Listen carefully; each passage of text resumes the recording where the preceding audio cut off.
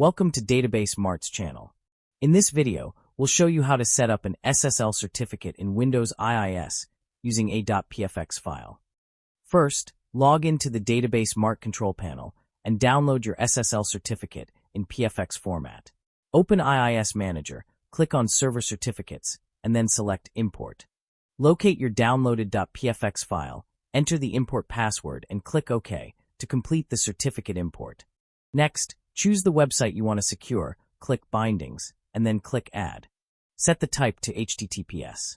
For Windows Server 2008, you'll need to assign a dedicated IP address, while newer Windows Server versions don't require it. Keep the port as 443, and if you're using Windows Server 2012 R2, 2016, or 2019, make sure to check Require Server Name Indication. Then, select the SSL certificate you imported earlier and click OK to save your settings. Once completed, your SSL certificate is successfully installed.